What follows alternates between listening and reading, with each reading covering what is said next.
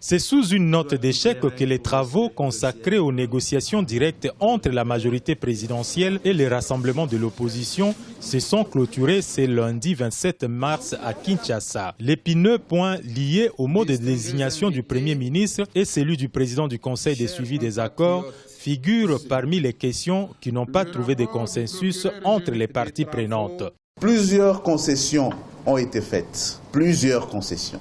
Des importantes concessions dans l'intérêt de la République, parce que pour le président de la République, autorité morale de la majorité présidentielle, l'objectif essentiel demeure l'organisation des élections à tous les échelons.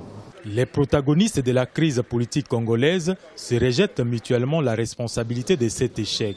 Le rassemblement de l'opposition souligne qu'il n'y aura pas 3 noms à présenter au chef de l'État au poste du Premier ministre. Il n'y a pas de concession qu'on peut envisager à ce niveau. Nous avons signé un accord le 31 décembre dernier. Ce que nous avions ici à faire était de le mettre en œuvre. Et donc il n'y a plus de concession à se faire.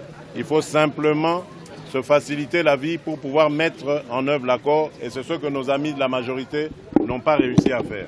L'échec des négociations va contribuer à la dégradation des conditions sociales des Congolais et à l'exacerbation des tensions dans le pays. La capitale est depuis le matin du mardi 28 mars sous tension, signe précurseur du retour à la rue. Les évêques catholiques qui se sont déchargés de la mission de médiation menée pendant près de 3 mois en appellent au chef de l'État afin de décanter la situation qui risque de ne pas permettre d'atteindre l'objectif final recherché, l'organisation des élections en décembre 2017.